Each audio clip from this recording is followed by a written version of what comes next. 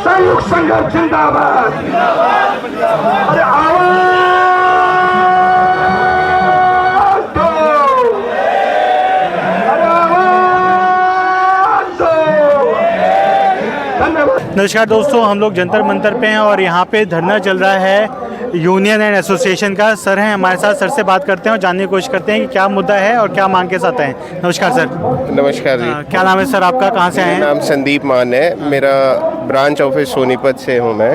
और हम सब यहाँ पे इकट्ठा हुए हैं जो कि हमारा 2022 से हमारा वेज रिवीजन ड्यू है, उस मांग के लिए हम इकट्ठा हुए हैं। अच्छा, तो वेज रिवीजन 2022 में मतलब पूरे यूनियन के जितने भी आप लोग जुड़े हुए हैं सबका नहीं हुआ है? नहीं, किसी का भी नहीं। हमारे PSUs है, जनरल इंश्योरेंस में हमारे 4 PSUs हैं, एक एग्रीकल्चर की कंपनी है, हमारी 5 PSUs हैं। अच्छा। उनमें हम लगभग 50-60 हज़ार के आसपास फैमिलीज़ हैं जिनका वेज रिवीजन 2022 से ड्यू है। अच्छा। और अगर परफॉर्मेंस की वाइज बात की जाए, हमारी कंपनियां बहुत अच्छा कर रही हैं। इस बार भी हमने प्रॉफिट दर्ज किया है, तो उसकी मांग ये है कि हर एम्प्लॉय जो है वो काम करता रहे। हम लोग गवर्नमेंट ड्रिवन कंपनियां हैं, डिसीजन मेकिंग गवर्नमेंट की तरफ से होती है, तो कई सारी प्लीज दी जाती है कि भाई प्रीवियस ईयर्स में आप लोग लॉस मेकिंग रहे हैं। हालांकि loss making it's all about the policy जो बना रहा है, ठीक है।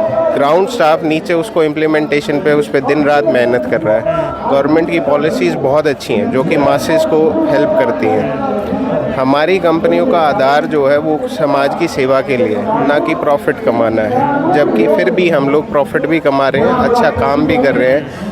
हम गवर्नमेंट की तरफ से ऐसा कुछ नहीं है कि गवर्नमेंट की पॉलिसीज़ का स्टाफ को दुख है या वो है। हमें तो गर्व होता है कि भाई हम लोग अपने देश की सेवा कर रहे हैं, इस वे में या उस वे में। आर्थिक स्थिति लोगों की ख़राब ना हो, किसी की तबीयत ख़राब है उसमें मदद करते हैं, बिजनेसमैन के उसके लॉसेज में मदद करते हैं, आम जनता की मदद करने के लिए हम लोग हैं। तो वो सब करते हुए हमें फ़ील होता है कि 2022 से हम लोग नेगलेक्टेड हैं, तो हमारी तरफ नज़र करे सरकार और हमारा वेज रिवीजन को करे। 2022 में नहीं हुआ तो वो तो समझ में आ रहा था कि जस्ट कोविड से निकल रहे थे हम लोग और गवर्नमेंट के पास यही रीज़न था कि अभी कोविड चल रहा है, सोर्सेज की कमी है।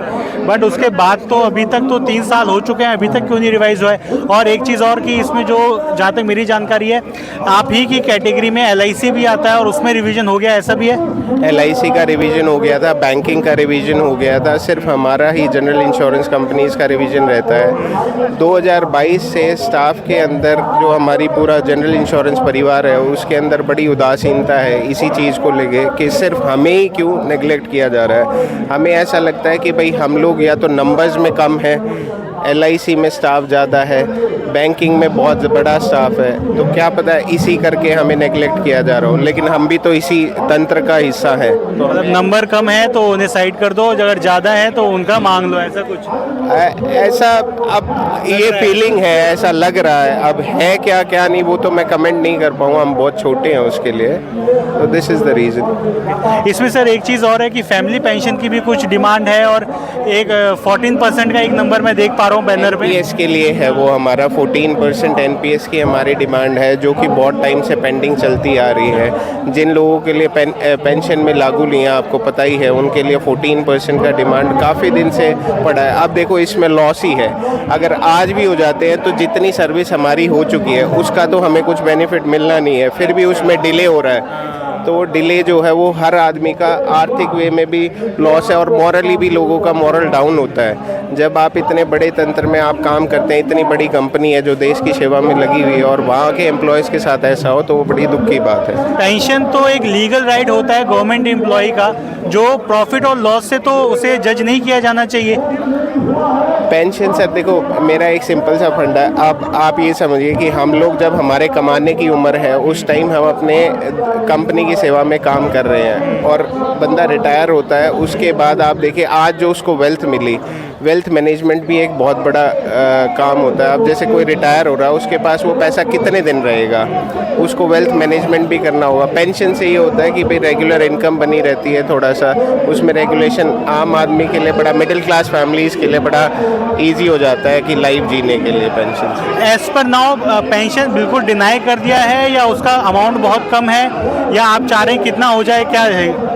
पेंशन तो सर देखो नई स्कीम के पेंशन तो डिनाइड ही है, पेंशन में तो आते नहीं है। एनपीएस में हमारा ये न्यू पेंशन स्कीम में हमारा हम 14% जो कंट्रीब्यूशन है सरकार की तरफ से उसको एनपीएस में आप कह रहे हो कि कुछ है, और नई पेंशन स्कीम उसके अलावा और कौन सी पेंशन स्कीम है जो आप बता रहे हो नहीं आती? नहीं, अब हम सब लोग न्यू पेंशन स्कीम में ही है ना, एनपीएस उसी का हम कंट्रीब्यूशन सरकार से बढ़ाना चाह रहे हैं, उसको 14% कर दिया जाए, दैट इज द रीजन। तो इसके बाद धरने के बाद फिर आप लोगों का एसोसिएशन का क्या है? तो धरने तो हो जाते हैं, आप कागज एक चला जाएगा मंत्रालय में, सब लोग घर चले जाएंगे, डिमांड तो पूरी होती नहीं है। नहीं, अब हमें उम्मीद है कि सरकार हमारी बात सुनेगी। धरना के बाद अगर नहीं मानते हैं फिर देखो जो एसोसिएशन मिल के डिसीजन लेंगे, चाहे वो स्ट्राइक का लें, चाहे वो किसी भी चीज़ का लें, हम उसमें पार्टिसिपेट करेंगे। राइट्स को तो हम सेव करेंगे ही ना सर हमारे सर। थैंक यू सर, इतना डिटेल में समझाने के लिए। Thank you.